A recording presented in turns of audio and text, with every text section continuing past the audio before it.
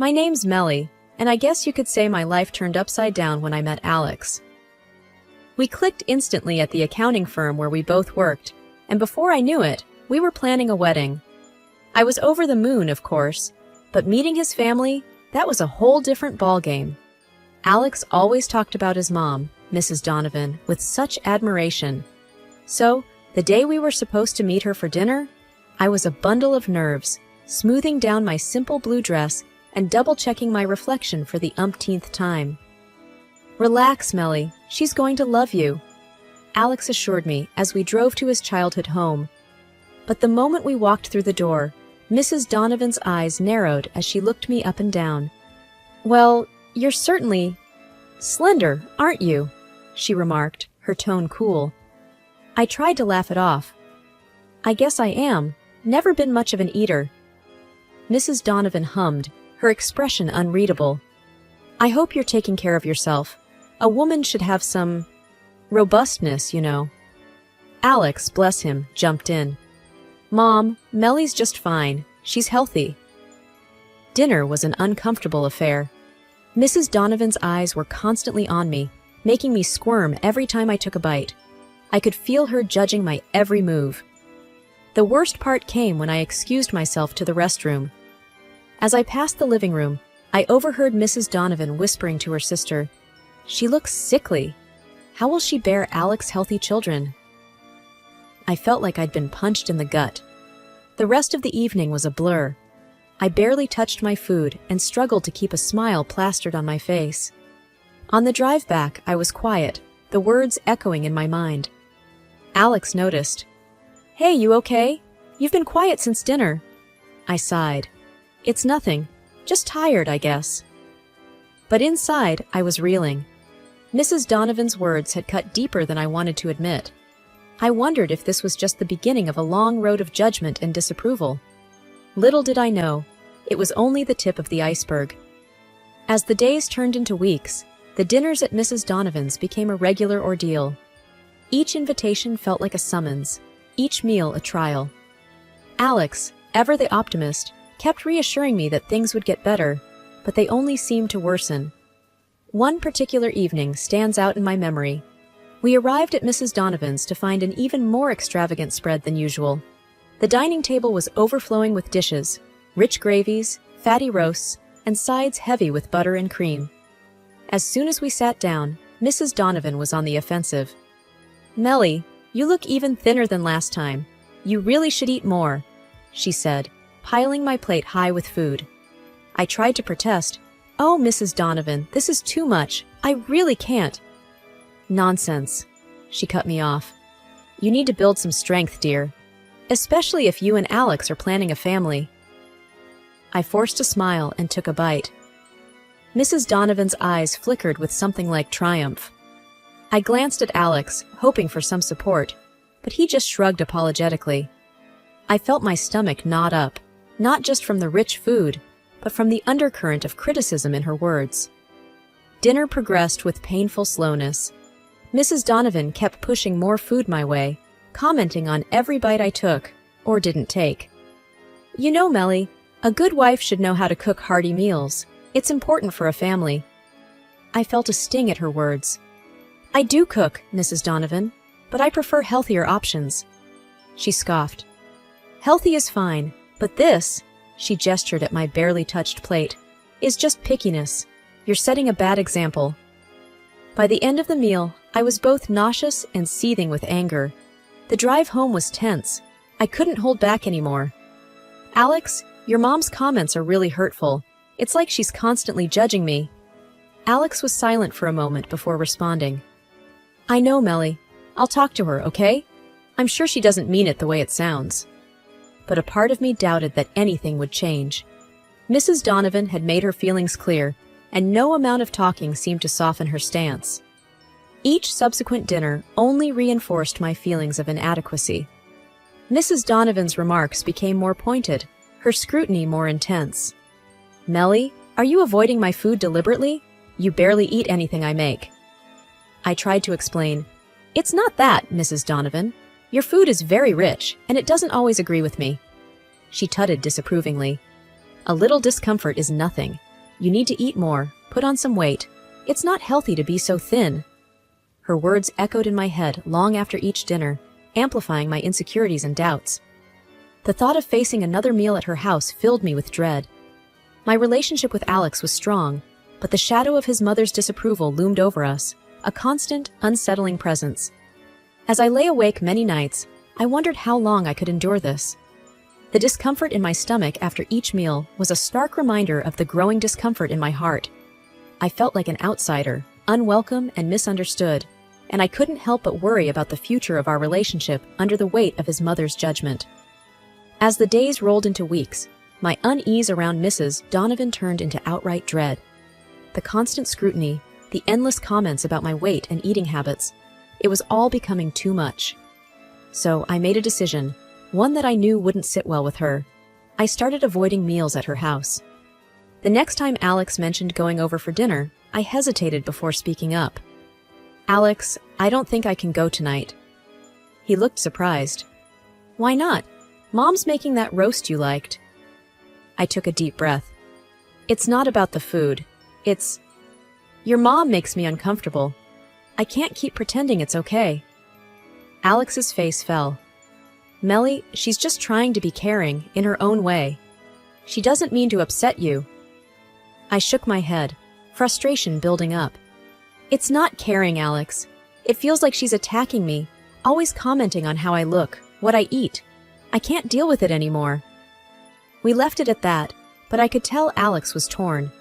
He wanted to keep the peace, but I needed him to understand my side. The next family dinner I missed set off a real storm. Mrs. Donovan called me the next day, her voice icy. "Melly, I noticed you didn't grace us with your presence last night. Is everything all right?" I tried to keep my tone neutral. "Yes, Mrs. Donovan, I just wasn't feeling up to it." There was a sharp intake of breath on the other end. "Not feeling up to it? You do realize it's rude to decline family dinners without a good reason. You're part of this family now, or so I thought." Her words stung, and I felt my patience snap. "With all due respect, Mrs. Donovan, being part of this family shouldn't mean I have to endure being criticized all the time." There was a moment of stunned silence before she retorted, "Criticism? I'm merely concerned about your health, Melly. A wife should be strong, healthy. I'm worried you're not suitable for Alex." That hit a nerve. "Suitable? I love Alex and he loves me. That's what matters, not your opinion on my health." The conversation ended soon after, but the damage was done. The rift between us grew wider, deeper. Alex tried to mediate, but his attempts only made things worse. One evening, as we sat quietly in our living room, he broached the subject. "Melly, I spoke to Mom. She's really upset. She thinks you're avoiding her." I let out a bitter laugh. "Avoiding her? She's been nothing but harsh and judgmental since day one. What does she expect?" Alex ran a hand through his hair, looking exasperated. "She's my mom, Melly. I can't just ignore her. Can't you two try to work things out?" I looked at him, feeling a mix of anger and sadness. "Alex, it's not about working things out, it's about respect. She doesn't respect me, and I don't know if I can keep pretending it doesn't hurt." The wedding day was supposed to be the happiest day of my life, and it was, at least until the reception.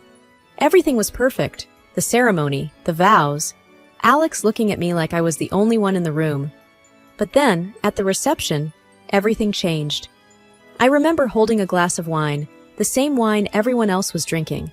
It tasted a bit off, but I figured it was just nerves.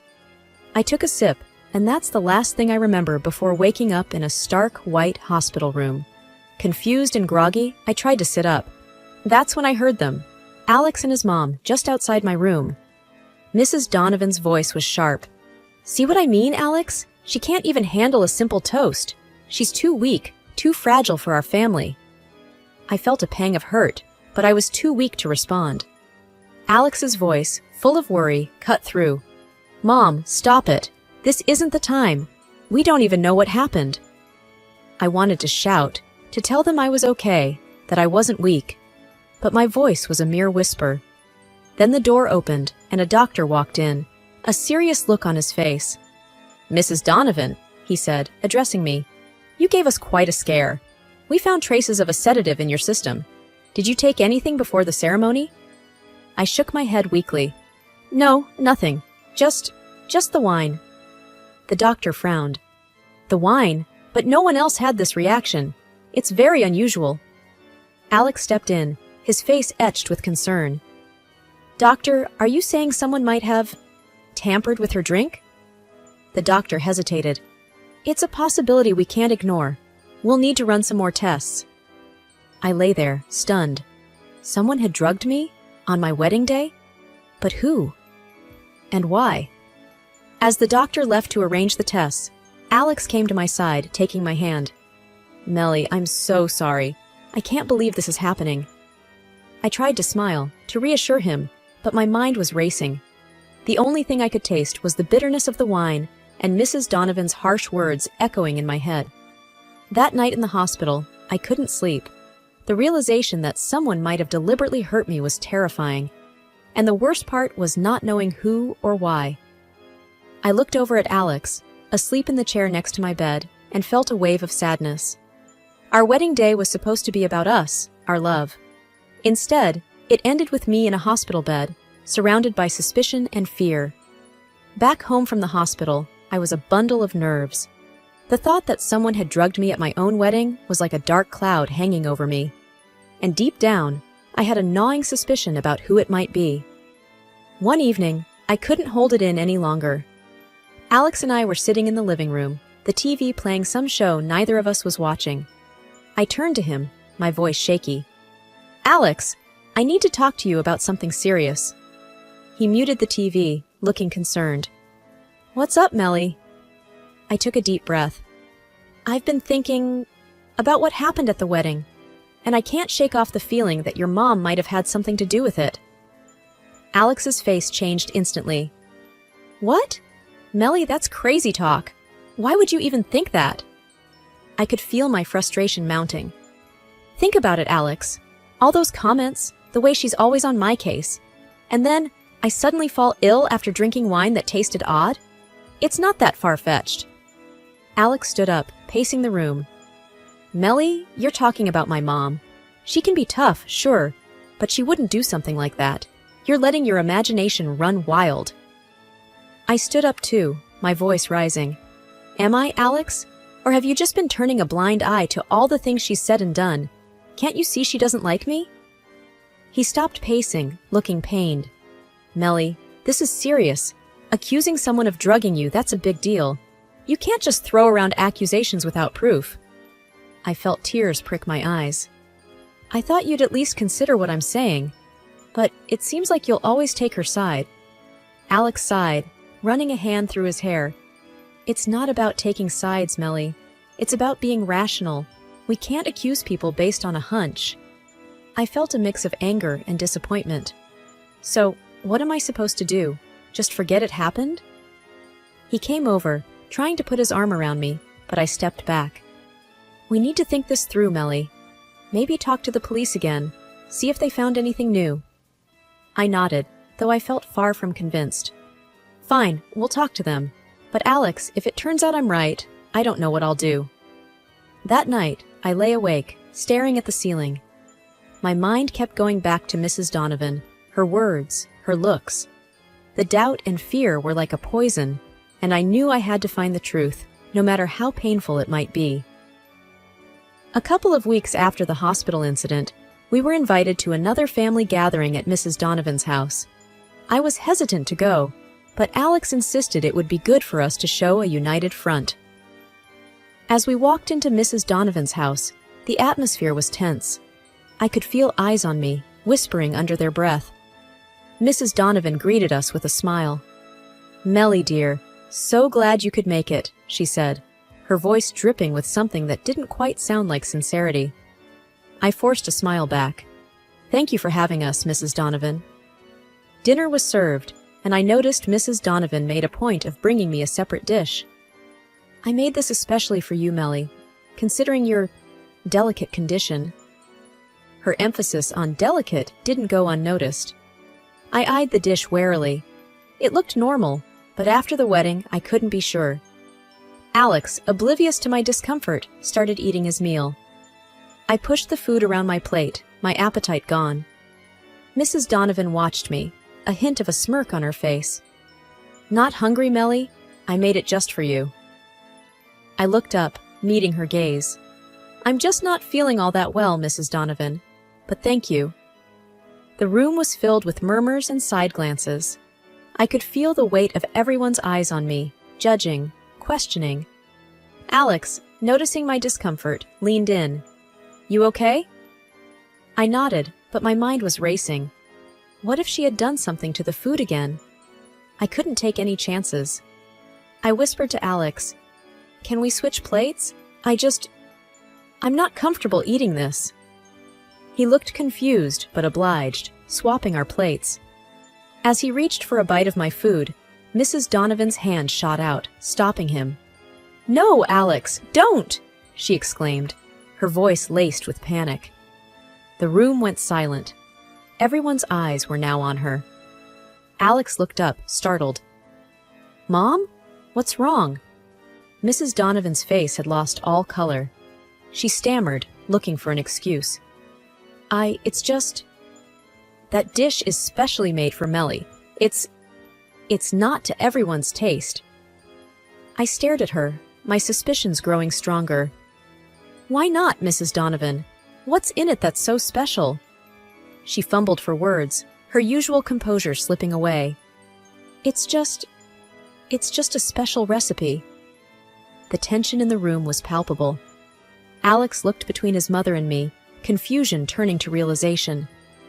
"Mom, what did you do?" Mrs. Donovan was silent, her eyes darting around the room. I knew then, without a doubt, that my suspicions were right. There was something in that food, something she didn't want Alex to eat. The room was heavy with tension following the incident with the plates. I could feel everyone's eyes on us, on Mrs. Donovan, who looked like she was caught in a trap. Alex, his face a mix of anger and disbelief, turned to his mother. "Mom, what's going on? Why did you freak out about me eating Melly's food?" Mrs. Donovan was fumbling for words, her usual poise nowhere to be seen. "It's nothing, it was made for Melly, not for you." I couldn't hold back anymore. "That's not good enough, Mrs. Donovan.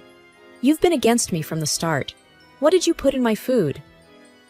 The room erupted into murmurs. Mrs. Donovan's eyes darted around, looking for an escape. "I didn't put anything in your food, Melly. This is ridiculous." I stood up, my hands trembling. "It's not ridiculous. Ever since I started coming to these dinners, I've felt sick. And then the wedding. Someone drugged my drink, and now this?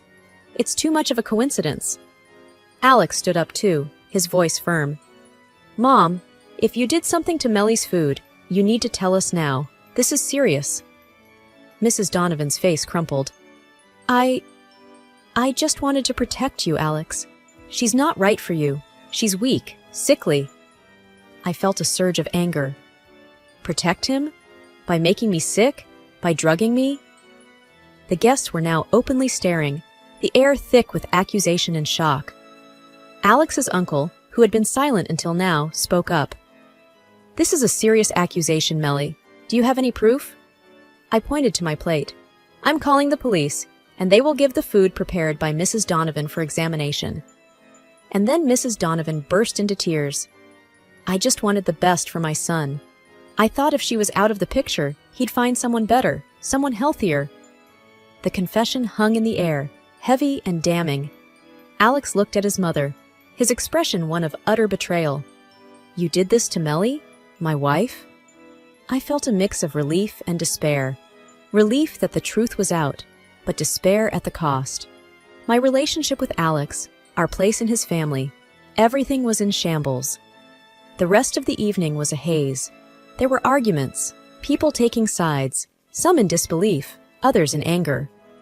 Alex and I left early, the weight of what had happened bearing down on us. As we drove home, neither of us spoke. The silence was oppressive, filled with unasked questions and unspoken fears. What did this mean for us? For our future? The woman who was supposed to be my family had betrayed me in the worst way, and the fallout was something neither Alex nor I were prepared to handle. That night, as I lay in bed, The events of the evening replayed in my mind. Mrs. Donovan's confession, the look of shock on Alex's face, the whispers of the guests. The confrontation had brought the truth to light, but it had also opened a wound that I wasn't sure could ever fully heal. One evening, as Alex and I sat together, the silence between us felt particularly profound. Breaking the stillness, I turned to Alex. We need to talk about what's next, about the police. He looked at me, his expression solemn yet supportive. I've been thinking about that too. It's your decision, Melly. I'll back you up, whatever you choose. I mulled over the thought, feeling the weight of the decision on my shoulders. It's just, going to the police feels like opening a Pandora's box. It's not just about exposing what happened, it's about airing family issues in public. He nodded, understandingly. I know it's hard, but remember, you're the one who's been wronged. If you want to pursue this legally, I'm with you. After a pause, I let out a deep breath. No, I don't think I want to go down that road, but there's something else I've decided. I hesitated, gathering my courage. I can't see your mother again, Alex. After everything, I can't. Alex's reaction was quiet, contemplative. I understand. And honestly, I feel the same. After what she did, I can't just carry on as if nothing's happened. I won't see her either. His words were a relief, a validation of my feelings. It's going to be hard, Alex. She's your mother. He squeezed my hand, firm and reassuring. I know, but what she did, it's unforgivable. Our relationship, our marriage, comes first. In the days that followed, we both stood by our decision. It was a difficult period, adjusting to this new reality where Mrs. Donovan was no longer a part of our lives. There were moments of doubt, of questioning whether we were too harsh, but we supported each other through them. We started focusing more on ourselves, on rebuilding and strengthening our bond. We made plans for the future, small things to look forward to, like weekend getaways and quiet evenings together. As we moved forward, I realized that this ordeal, as painful as it was, had brought us closer. We had faced a challenge together, one that tested the very foundation of our relationship and had come out stronger.